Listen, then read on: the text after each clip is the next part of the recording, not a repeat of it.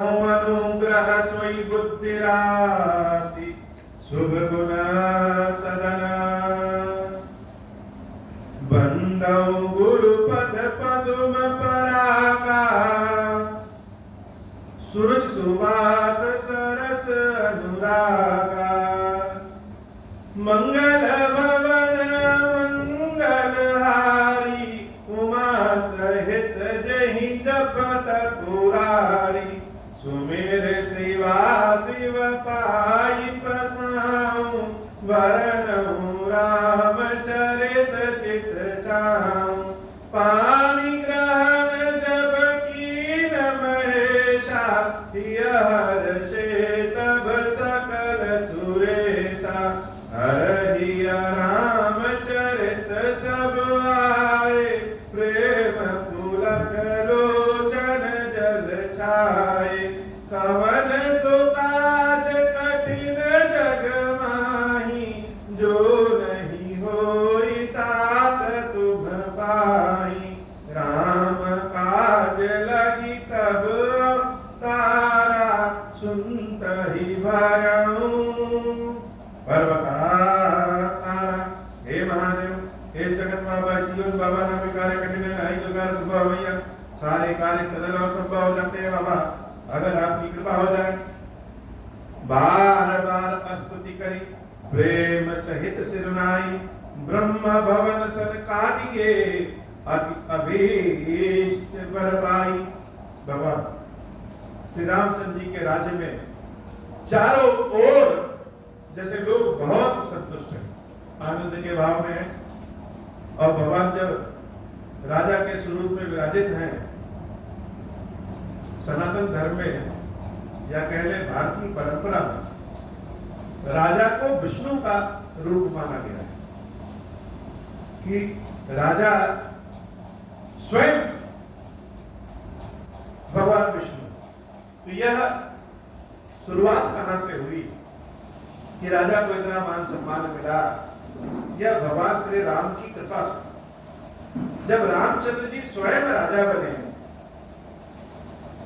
और जब स्वयं राजा बनकर के राज्य चलाए तभी से यह परंपरा हो गई कि हर राज्य में लोग अपने अपने राजा को विष्णु का स्वरूप मानते क्योंकि राजा का काम भी पालन करना है और भगवान विष्णु भी पालन करते तो राम जी जब राजा बने तो राजा बनने के बाद संपूर्ण और सारे लोग जैसे बड़े संतुष्ट हैं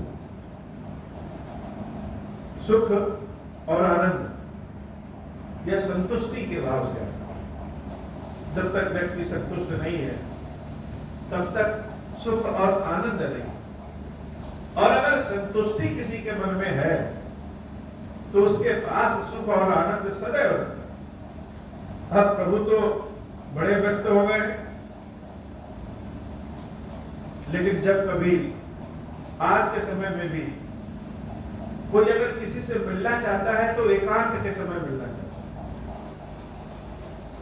किसी सांसद से मिलने जाइए मुख्यमंत्री से मिलने जाइए किसी अधिकारी से मिलने जाइए तो मन यही करेगा कि एकांत में मिले एकांत में मिलेंगे तो हम अपनी बात कह सकते हैं भरे समाज में अपनी बात नहीं कह पाएंगे ऐसे ही रामचंद्र जी जब राजा बनकर के राज्य चला रहे हैं तो ऋषि मुनि यह सोचते थे कि भगवान कब एकांत में हो गए एकांत में हो तो हम अपने मन की बात कहें और हमारे मन की बात प्रभु समझ सके प्रेम एकांत में अपने आनंद भाव को पाना था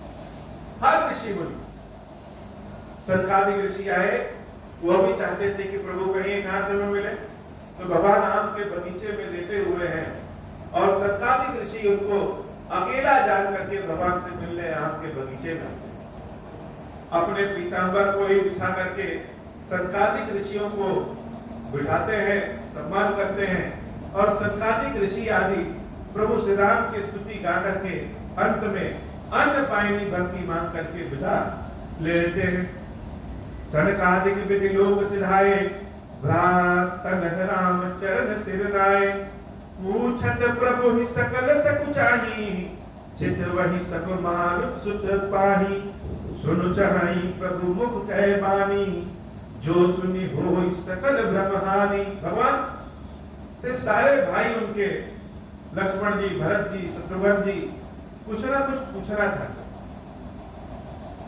श्री रामचंद्र जी के सबसे खास कोई है अगर तो श्री हनुमान जी महाराज। बड़े दुलारे हैं, बड़े खास भी हैं। और भरत जी महाराज बहुत संकोच करते हैं। प्रेम के भाव में बहुत लोग संकोची होते हैं, अपने मन की बात को बता नहीं पाते। लेकिन मन की बात को बिना बताए अगर कोई समझ जाए तो क्या आनंद की बात है। तो कुछ अगर भगवान से पूछना भी रहता तो सारे भाई क्या करते, हनुमान जी महाराज के माध्यम से पूछते। हनुमान जी महाराज ने प्रभु श्री राम से कहा, सुनी चाहाई प्रभु सुख के, सुनी चाहाई प्रभु मुख के बानी, जो सुनी होई सकल ब्रह्महानि। अंतर्यामी प्रभु सब जाना, बुझत कहाहु का हनुमाना। जोरी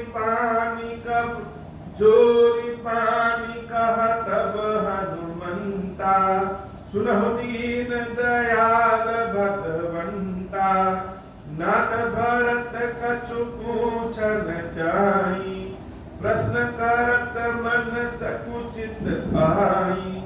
तुम जानहु कपि मोर सुभाऊ, भरतहि मोहि कछु अंतर काऊ।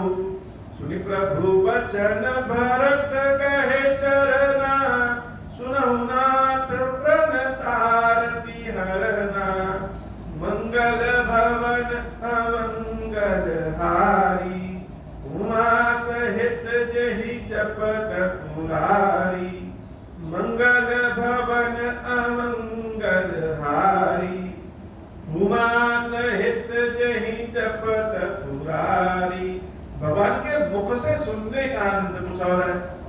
जैसे किसी किसी की बात ही बड़ी अच्छी लगती, मन करता है कि वो बोलते रहे और हम सुनते रहे। तो प्रभु श्री राम जब बोलते हैं तो उनकी वाणी साक्षात अमृत के समान है।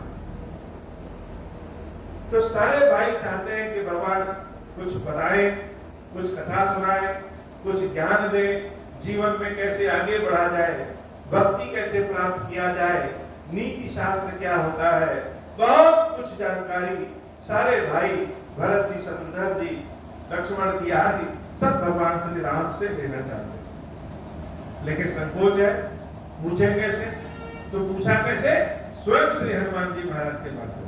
यह परंपरा तभी से चली आई कि कभी कभी अपनी प्रार्थना को स्वयं भगवान से न कह करके भगवान के भक्त के माध्यम से भगवान तक पहुंचाने की प्रक्रिया है। श्री हनुमान जी महाराज स्वयं महाप्रभु है, लेकिन हनुमान जी महाराज के समक्ष जो प्रार्थना की जाती है, जो विनती की जाती है, वह राम बल के प्रभाव से ही पूर्ण होती है। और जैसे नंदी जी से अपनी प्रार्थना कह दीजिए तो भगवान शंकर के पास, हनुमान जी से कह दीजिए तो प्रभु श्री राम के पास पहुंच जाता है। तो भरत जी महाराज ने हनुमान जी महाराज से पूछा। हनुमान जी महाराज ने प्रभु श्री राम से कहा कि हे प्रभु, भरत जी महाराज कुछ पूछना चाहते हैं लेकिन संकोच कर रहे हैं, सीधे सीधे नहीं पूछ सकते।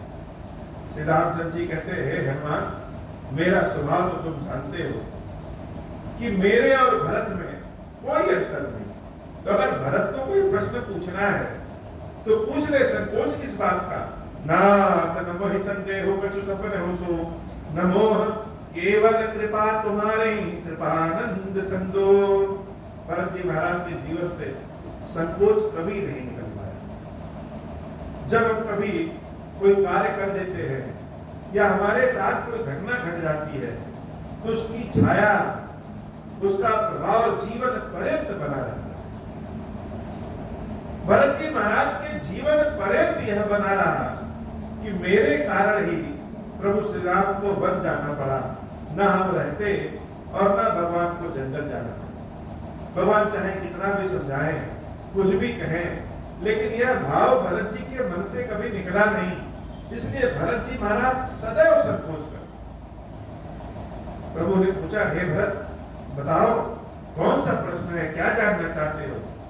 भरत जी महाराज श्री रामचंद्र जी के चरणों को पकड़ लेते हैं और कहते हैं प्रभु, स्वप्न में भी हमें शोक और मोह नहीं, और हमें क्या, जिसके ऊपर आपकी कृपा हो जाएगी प्रभु, उसको भी सपने में कहीं भी शोक और मोह नहीं हो सकता।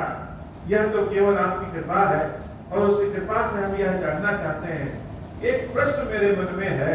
प्रभु श्री राम ने पूछा, कौन सा प्रश्न? पूछो। करहु कृपा निधि एक ढिठाई, मैं सेवक तुम जन सुखदाई। एक प्रश्न पूछा भरत जी महाराज ने, और भरत जी महाराज का प्रश्न भी सारे संसार के लिए पूछा तो भले भरत जी ने, लेकिन कुछ प्रश्नों के उत्तर से संपूर्ण संसार को फायदा। जैसे देवी पार्वती ने भगवान शंकर से रामचंद्र जी के बारे में जो प्रश्न किया, उस प्रश्न के उत्तर की गंगा से सारे संसार का फायदा हुआ। भरद्वाज महाराज जी ने याज्ञवल्क्य जी से जो प्रश्न किया, उस प्रश्न से सारे संसार का फायदा हुआ। गरुड़ जी ने जो काकभुसुंडी जी से प्रश्न किया, उस प्रश्न से सारे संसार का फायदा हुआ। ऐसे ही भरत जी महाराज ने प्रश्न किया, और प्रश्न पूछने के पहले जो बात कहते हैं वो बड़ी सुंदर है, मैं सेवक तुम जन सुखदाई। अर्थात हे प्रभु, मैं तो आपका सेवक, अर्थात मेरे स्वामी केवल एक है, वह है प्रभु श्री राम। लेकिन राम जी आप कौन है? जन सुखदाई, सारे संसार को सुख प्रदान करने वाले। यह बड़ी ही गूढ़ बात है। जैसे हम किसी से प्रेम करें, ईश्वर से प्रेम करते हैं, तो हम सोचते हैं ईश्वर तो सिर्फ मेरे ही हो। एक हुआ कि मेरे हो गए, और दूसरा हुआ कि सिर्फ मेरे। भरत जी महाराज का प्रेम, भरत जी महाराज का सेवा बड़ा उच्च है। अभिमान अहंकार उनकी सेवा में नहीं, उन्होंने अपने मुख से कह दिया कि मैं आपका सेवक। अर्थात इस भरत के स्वामी एक ही है, लेकिन जो भरत के स्वामी है वह सिर्फ भरत को नहीं, संपूर्ण संसार को सुख प्रदान करने वाले हैं, संपूर्ण संसार के जननायक है, संपूर्ण संसार के भगवान है। इसलिए हे प्रभु, मेरे पास तो कोई दूसरा आसरा नहीं, आप तो सारे संसार को सुख दे सकते, लेकिन इस भरत को अगर कुछ मांगना रहेगा तो राम के अलावा और कोई दूसरी जगह ही नहीं। सेवकों के पास, भक्तों के पास भगवान के अलावा कोई दूसरा सहारा, कोई विकल्प नहीं। सबके अपने अपनी सिफारिशें होती हैं। किसी के डीएम से बनता है, किसी का एसपी से बनता है, किसी का मुख्यमंत्री से, किसी का किसी नेता से, किसी व्यापारी से। बहुत लोगों के बहुत अच्छे अच्छे मित्र होते हैं, लेकिन भक्तों की सिफारिश केवल भगवान पर। उनके लिए संसार में सब कुछ भगवान है, और भगवान को छोड़ करके अन्यत्र कहीं उनकी कोई सिफारिश नहीं होती। चाहे मान मिले और चाहे अपमान। पाप के भाव में भी भक्त किसके पास जाता है? भगवान के पास ही जाता है। हर भाव, दीनहीन दशा में भी अगर भक्तों की स्थिति आ जाए, भगवान के जो भक्त होते हैं वो कहीं चोरी डकैती करने जाए, कोई पाप करे, उसमें भी भगवान का नाम ले, और पुण्य कर रहे हैं तो भगवान का नाम है। तो भक्तों के पास एकमात्र सहारा सिर्फ भगवान का। यद्यपि भगवान के पास बहुत भक्त हैं, लेकिन भक्त के पास केवल और केवल सिर्फ एक स्वामी, और वह स्वयं नारायण है। भगवान शंकर कहते हैं, जो भी नाम दे दे सब एक। तो भरत जी महाराज ने कहा कि हे प्रभु, एक प्रश्न है, प्रश्न का उत्तर बताइए। क्यों बताइए? क्योंकि उस प्रश्न के उत्तर से संपूर्ण संसार को सुख मिलना है। करम कृपा निधि एक ढिठाई। हम तो बेवजह आपको परेशान करते हैं प्रश्न पूछ करके, लेकिन हे प्रभु, प्रश्न का उत्तर बता दीजिए। तो प्रश्न का उत्तर क्या है? उसके पहले प्रश्न सुन ले। प्रश्न भी बहुत ही आनंदमयी वाली है। प्रश्न क्या है? संतन कहे महिमा रघुराई, बहुविधि वेद पुराण गाई। संतों की महिमा वेदों और पुराणों ने अनेक विधियों से गाई है। हम भी सुनते हैं संत समागम हुआ, संतों के दर्शन हो जाए, संतों से मिलना हो जाए, संतों की कृपा हो जाए तो जीवन वैसे सुधर। लेकिन यह संत है कौन? किसे कहते हैं संत? जैसे लक्ष्मण जी ने अरण्य कांड में भगवान राम से प्रश्न पूछा था कि हे प्रभु, अगर आत्मा परमात्मा का अंश है तो आत्मा और परमात्मा में अंतर कैसा? और आज जब हर जगह अनेक देवता हैं, कोई किसी ब्रह्मदेव बाबा को पूछता है, कोई किसी और महादेव जी को पूछता है, कोई किसी पीर को पूछता है, कोई शनि देव को पूछता है, कोई बृहस्पति देव की पूजा करता है, कोई साईं बाबा की पूजा करता है। क्या यह सब ईश्वर है? पहला तो प्रश्न का उत्तर कि ईश्वर और जीव में भेद क्या? अगर आत्मा परमात्मा का अंश है तो आत्मा और परमात्मा में अंतर कैसा? और दूसरा कि ईश्वर कहते किसे? कौन है ईश्वर? किसको माने ईश्वर? तो लक्ष्मण जी के प्रश्न के उत्तर में प्रभु श्री राम ने संक्षेप में बता दिया था कि जो स्वयं को न जाने, जो ईश्वर को भी न जाने, जो माया को न पहचाने, वह जीव है। और जो स्वयं को पहचानता हो, हर चीज को जानता है और दूसरों के किए हुए कर्म का फल दे सकता है, वह ईश्वर। बहुत साधारण शब्दों में बता दिया। हम सब जीव हैं, माया में पाप में घिरे हुए हैं, या हम स्वयं को ही नहीं पहचान पाते तो ईश्वर को क्या पहचान पाए? तो आत्मा और परमात्मा में अंतर यह कि परमात्मा अविनाशी, परमात्मा सब कुछ जानता है और परमात्मा का अंश होने के बाद भी यह जीव, यह आत्मा स्वयं को भी नहीं जानता। दूसरा, कर्मों का जो फल दे सके वह ईश्वर है।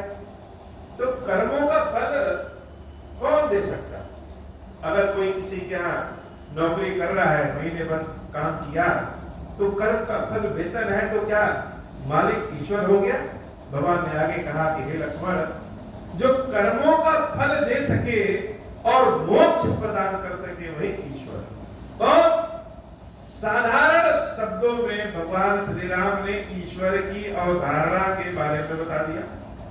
आज हम शनि देव की पूजा करें, बृहस्पति देव की पूजा करें, साईं बाबा की पूजा करें, किसी पीर बाबा की पूजा करें, किसी ब्रह्म की पूजा करें, किसी जिन्न की पूजा करें, किसी वृक्ष की पूजा करें, किसी की भी पूजा कर ले, कौन रोकता है? कोई नहीं रोकता। लेकिन यह सब ईश्वर नहीं, यह सब हमारी मनोकामनाओं को तो पूर्ण कर सकते हैं, लेकिन मोक्ष जहां प्रदान करने की बात आएगी वहां यह मोक्ष नहीं दे सकते। इसलिए निस्संदेह यह ईश्वर नहीं। और यही बात गीता में भी भगवान कृष्ण ने कहा है कि जो जिसको पूजता है वह उसी को प्राप्त हो जाता है। हे अर्जुन, यद्यपि सबकी की गई पूजा वंदना अंततो गत्वा मुझ तक ही पहुंचती है, फिर भी जो जिसको पूजता है वह उसी को प्राप्त हो जाता है।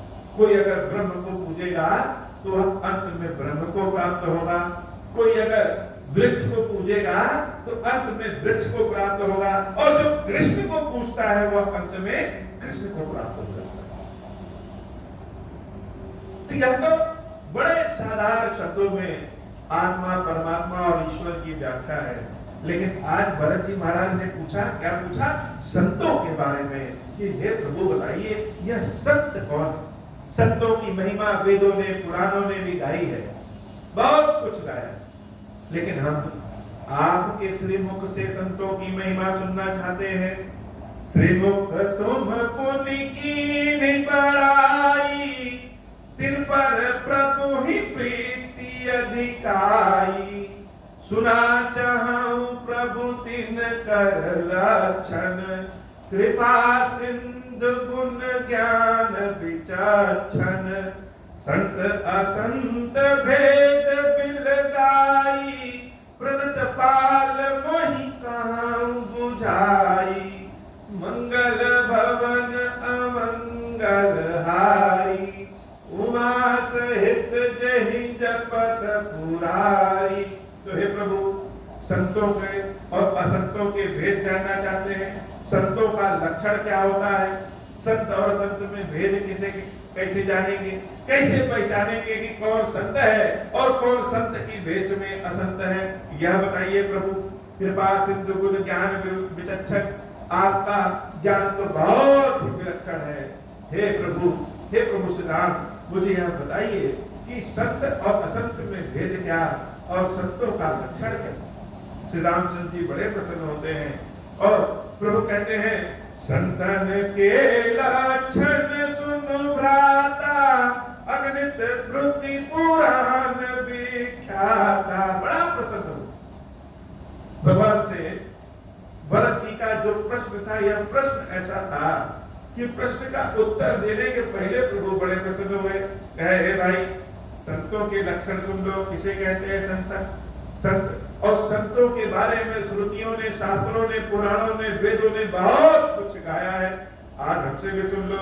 संत असंतन कहे असी करनी, जिम कुठार चंदन आचरनी, काटई पर सुमलय सुनु भाई, निज गुण देहि सुगंध बसाई, मंगल भवन अमंगल हारी, उमा सहित जहि जपत पुरारी, मंगल भवन अमंगल हारी, उमा सहित जहि जपत पुरारी। तो समझ लो कि जैसे संत और असंत का भेद और लक्षण क्या है। जैसे एक कुल्हाड़ी है और एक चंदन है। तो कुल्हाड़ी चंदन के पेड़ को काटता है, लेकिन चंदन का स्वभाव ऐसा है कि अगर कोई उसको काटे तो भी वह काटने वाले को सुगंध, शीतलता प्रदान करता है। तो संतों का स्वभाव ही यह होता है कि जो उसको दुख दे उसको भी संतन सुख देते हैं, आशीर्वाद देते हैं। और कुल्हाड़ी क्या है? कुल्हाड़ी तो असंत है, जो अकारण ही दूसरों को परेशान करता है। सुंदरकांड में भी भगवान शंकर ने देवी पार्वती को बहुत संक्षेप में संतों के बारे में बताया था। उमा संत के यही बड़ाई, मंद करत जो करई। संतों की प्रमुख परिभाषा यह है, संतों का प्रमुख लक्षण यह है कि बुरा चाहने वाले का भी अगर कोई भला कर दे वही संत। ऐसा नहीं कि सफेद वस्त्र धारण करें, गेरुआ वस्त्र धारण करें, मंदिर में बैठ जाएं, बाहर खूब सबको भोजन कराएं, तभी संत है। साधारण कपड़ों में भी साधारण ज्ञान वाले भी संत हो सकते हैं। अगर बुरा करने वाले का भी वह भला करे वही संत है। वही भगवान श्री राम कह रहे हैं कि अगर कुल्हाड़ी अर्थात असंत, चंदन अर्थात संत, कुल्हाड़ी अगर चंदन को काटे तो संतों का यह स्वभाव होता है सुगंध देना। तो काटने के बाद भी वह चंदन सुगंध ही देगा। ताते सुर शिक्षण चढ़ जग वल्लभ श्रीखंड। अच्छा, उससे होता क्या है? संत अर्थात चंदन का पेड़ को जब काट दिया जाए, कटने के बाद भी, कष्ट सहने के बाद भी वह चंदन क्या होता है? देवता के सर पे चढ़ता है। और असंत का क्या होता है? कुल्हाड़ी का क्या होता है? कुल्हाड़ी को गर्म करके और पीटा जाता है। यह संतों के लक्षण हैं। ताते सुर शीसन चढ़त जग वल्लभ श्रीखंड, अनल दाहि पीटत घनहि परसु बदन यह दंड।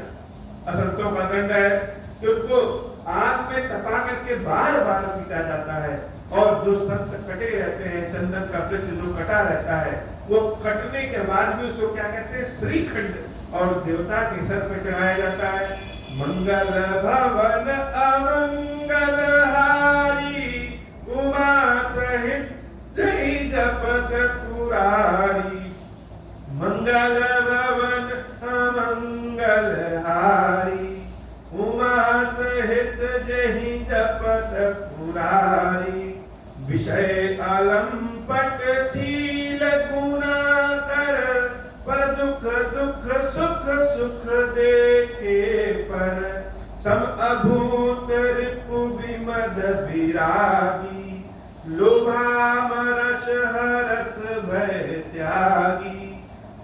कोमल चित दीनन पर दाया, मन बच क्रम मम भगति अमाया, सबहि मान प्रद आपु अमानी, भरत प्राण सब पमते प्राणी, मंगल भवन अमंगल हारी, उमा सहित जहि जपत पुरारी, मंगल भवन अमंगल हारी, उमा सहित जहि जपत पुरारी। तो संतों के लक्षण, संतों के परिभाषा, संतों का गुण क्या? बुरा करने वाले का भी जो भला करे वही संत है। हे भरत और सुनो, ये जो संत होते हैं वह विषयों में लिपटते हैं। जैसे कभी पारे को धूल में गिरा दें और फिर से पारे को उठा लें तो उस पारे में कोई धूल चिपकता है। तो संत इस संसार में भले रहते हैं लेकिन संसार से कभी भी विषयों से चिपकते नहीं। यह नहीं कि यह सब कुछ मेरा है और किसी का नहीं, यह भाव संतों के मन में कभी नहीं आता। उनके अंदर शील होता है, उनके अंदर विनम्रता होती है, उनके अंदर बहुत सारे सद्गुण होते हैं। वह दूसरों के दुख को देख करके दुखी हो जाते हैं और दूसरों को सुख दे करके सुखी हो जाते हैं। उनके अंदर कभी भी शत्रु का भाव नहीं रहता, कभी भी स्वार्थ का भाव नहीं रहता कि यह तो हमारा शत्रु है। यह भाव से ही वह ऊपर उठ जाते हैं। कोई कितना भी किसी की बुराई बताए लेकिन संतों के मन में किसी के प्रति बुरा भाव आता ही नहीं है। कोमल चित्त दीनन पर दाया, उनका चित्त बड़ा कोमल होता है। जो दीनहीन दुखियां हैं उनके दुखों को देख करके संत द्रवित हो जाते हैं और वह चाहते हैं कि इनके दुख को कितनी जल्दी दूर कर सके। मन बच क्रम मम भगति अमाया, संतों के मन में मन से क्रम से वचन से मेरी भक्ति के अलावा कोई दूसरा सहारा नहीं होता। और हे भरत यह भी बात बताएं कि ऐसे संत मुझे मेरे प्राणों के समान प्रिय होते हैं।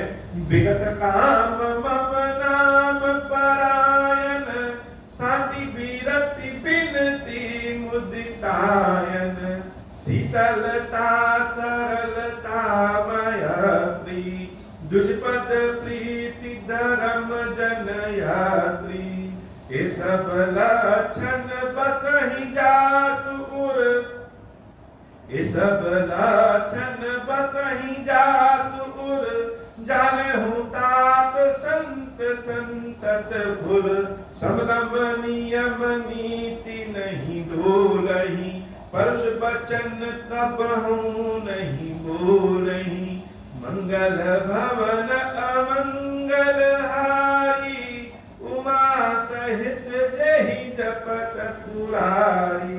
संत लोग कभी भी कठोर वचन नहीं बोलते, उनके पास सदैव शीतलता और सरलता भरी पड़ी रहती है। सबके लिए वह मित्रवत भाव रहते हैं। निंदा स्तुति उभय सम, ममता महपदकंज, वह कोई उनको गाली दे, निंदा करे और कोई उनकी प्रशंसा करे, दोनों में वह समान स्थिति में रहते हैं।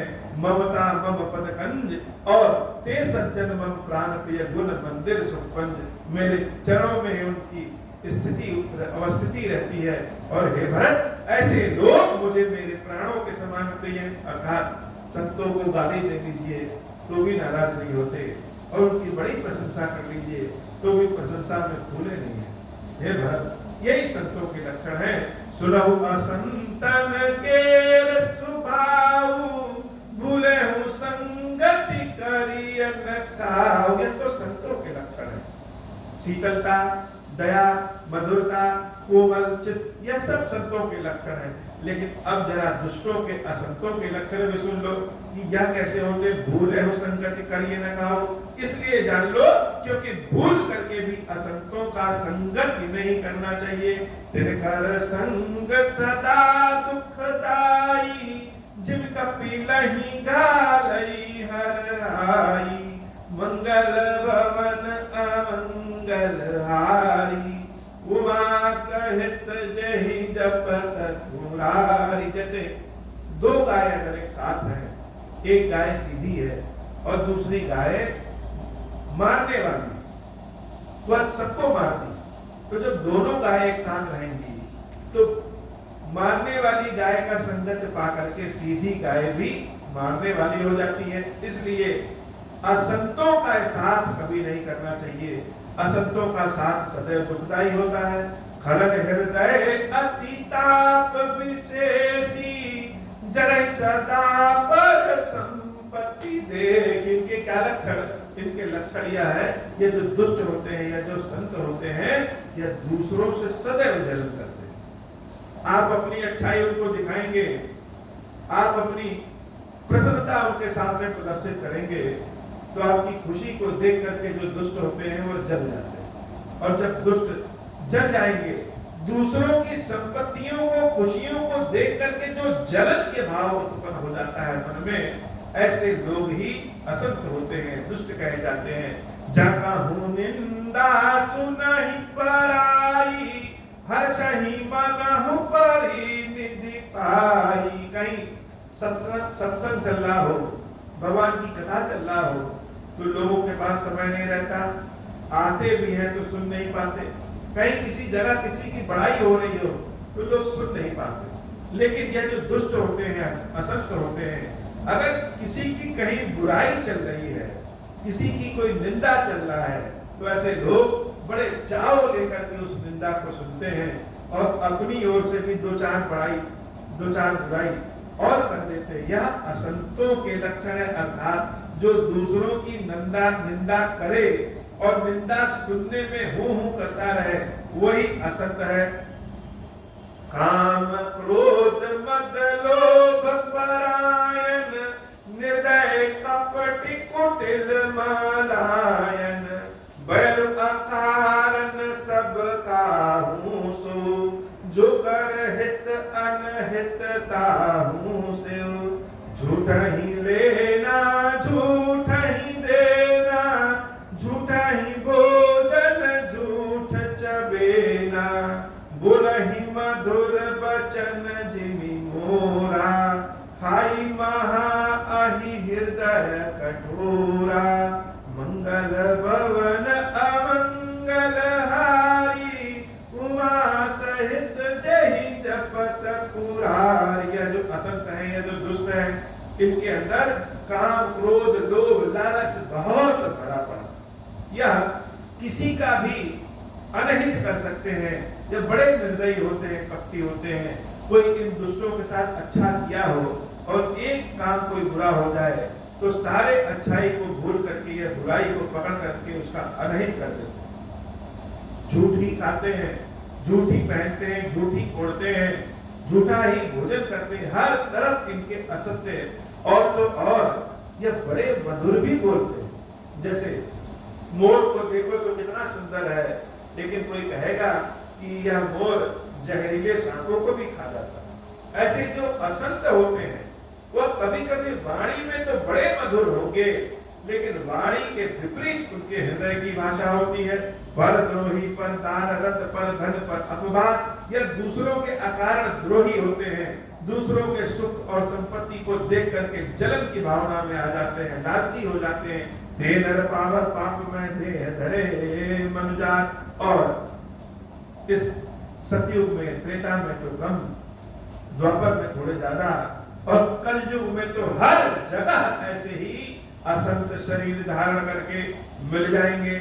लो भाई ओढ़न, लो भाई दासन, सिसनोदर पर जमपुर त्रासन, काहू की जो सुनहि बड़ाई, स्वास्थ्य ले ही जनु जूड़ी आई। जब काहू कैसे कहीं विपत्ति, सुखी भय मानहु जग नृपति, स्वार्थ रत परिवार विरोधी, लंपट काम लोभ अति क्रोधी। मातु पिता गुर विप्र न मानहि, आपु गए अरुघालहि आनहि, करहि मोह बस द्रोह परावा, संत संग हरि कथा न भावा। अवगुण सिंधु मांद मति कामी, वेद विदूषक पर धन स्वामी, विप्रद्रोह पर द्रोह विशेषा, दंभ कपट जिय धरे सुबेशा, मंगल भवन अमंगल हारी, उमा सहित जहि जपत पुरारी, मंगल भवन अमंगल हारी, उमा सहित जहि जपत पुरारी। भगवान ने असंतों के लक्षण में बताया कि दूसरों के दुख को देख करके बड़े सुखी हो जाते हैं। असंतों के तो अनेक लक्षण हैं, लेकिन यह कलयुग है, और कलयुग में जिस चीज का चिंतन हम जितना ज्यादा करेंगे वह चीज हमारे मन में, हमारे व्यवहार में समा जाती है।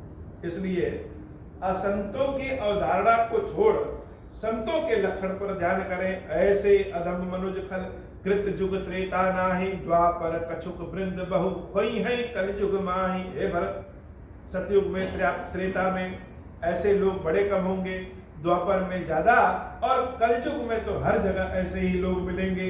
मंगल भवन मंगलहारी, उमा सहित जहि जपत पुरारी। तो सबसे बड़ा धर्म क्या है, यह भरत जी महाराज ने प्रश्न किया, और भगवान श्री राम ने बहुत ही साधारण शब्दों में उसका उत्तर दिया। परहित सरिस धर्म नहीं भाई, पर पीड़ा सम नहीं अधमाई।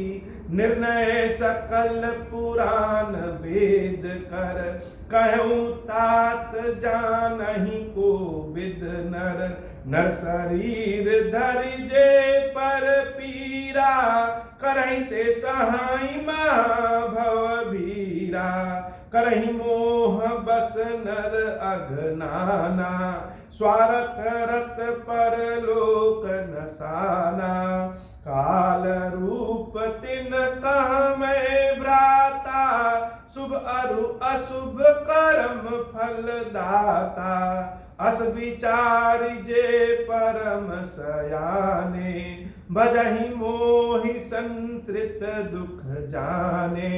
त्यागहि कर्म शुभाशुभदायक, भजहि मोहि सोर नर मुनिदायक।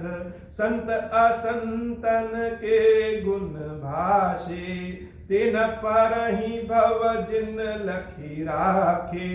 मंगल भवन अमंगल हारी, उमा सहित जहि जपत पुरारी। सुनहु तात मायाकृत गुण अरु दोष अनेक, गुण यह उभय न देखियहि देखियहि सो। अविवेक सबसे बड़ा धर्म क्या है? सबसे बड़ा धर्म दूसरों को सुख पहुंचाना है।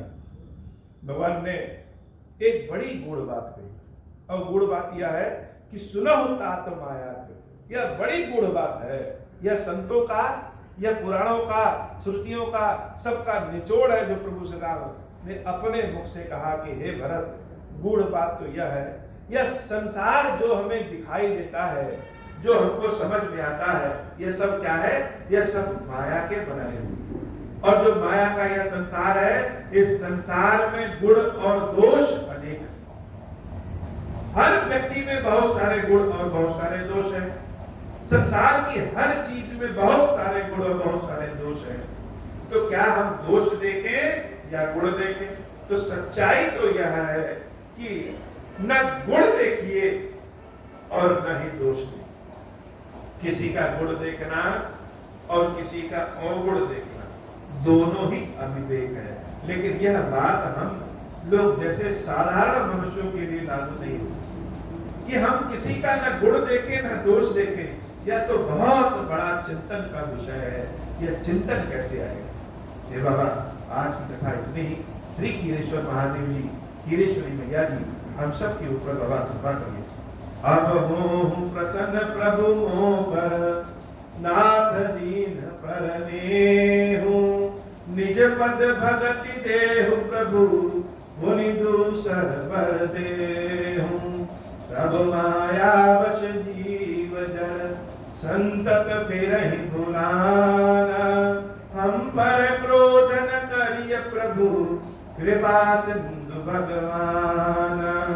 शंकर कर दीन दयाल, अब हम पर हो कृपाल, साप अनुग्रह होई जहि विधि, नाथ थोरहि काल, दीन दयाल बिरुद संभारी, हरहु नाथ मम संकट भारी, जय विधि होई नाथ हित मोरा, करहु सुबेगी जानि दास मैं थोरा, राम राज बैठे त्रैलोका, हर्षित भय गए सब शोका, जे सकाम नर सुनहि जे गावै, सुख संपत्ति नाना विधि पावहि, जो इच्छा करिहु मन माहि, हरि प्रसाद कछु दुर्लभ नाही, मंगल भवन अमंगल हारी, उमा सहित जहि जपत पुरारी।